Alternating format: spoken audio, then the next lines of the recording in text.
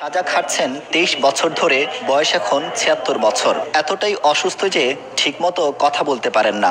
Ulcer, tumour সহ নানা জটিল রোগে আক্রান্ত তিনি। তার মতো দুরারোগ্য ব্যাধিতে আক্রান্ত যাবজ্জীবন সাজাপ্রাপ্ত আসামি লায়াস মিয়া পারছেন না হাঁটা চলা করতে। ডান পাশ প্যারালাইজড, বয়স ৬৫-র কাছাকাছি। আর ৬৬ বছরের বৃদ্ধা আঙ্গুরুন্নেসা চোখে দেখতে পারেন না ভালো করে।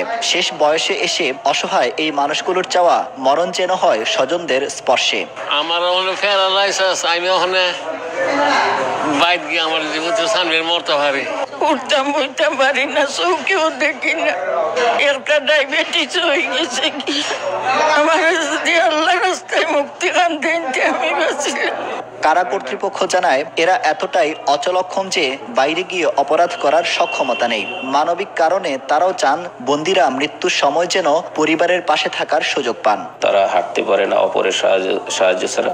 বিশেষ করে মনে করেন তারা স্ট্রোক, প্যারালাইজড, পার্কিংস, হাইপারটেনশন এই সমস্ত রোগে আক্রান্ত। তাদের বয়সও হয়েছে অনেক এবং তারা অনেক একা একা চলাফেরা করতে পারেন না। এখন আমার মনে হয় না যে তারা বের হয়ে গেলে আবার নতুন করে কোনো অপরাধে জড়িয়ে পড়বেন, এমন সম্ভাবনা নেই বললেই চলে।